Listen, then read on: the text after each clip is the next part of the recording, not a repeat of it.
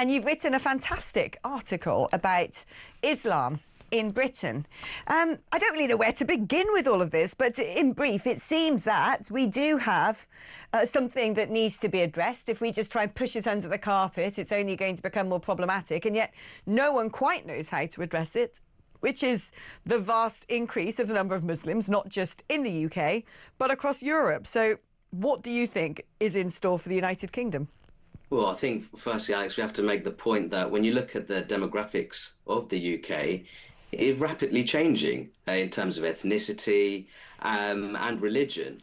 And I think that much of that is being driven by the population growth of British Muslims, a population which is ethnically diverse. But what's really interesting is that you talked a little bit there about integration.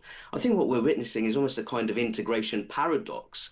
That theory that migrant communities, as they become more integrated generation after generation, they socially mix with different groups, they become more integrated in the labour market, they might do away with their ancestral and faith-based identities. But actually, when you look at UK-born younger British Muslims, yes, they are more socially integrated.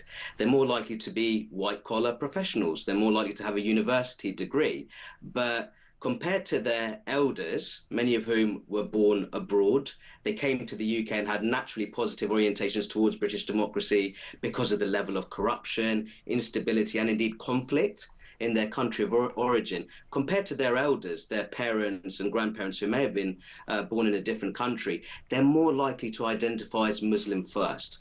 First and foremost, their faith comes first.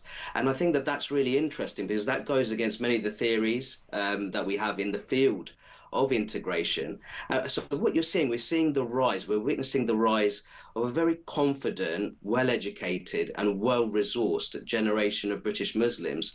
And with that assertiveness, that's being reflected across various parts of British national life, especially in our politics.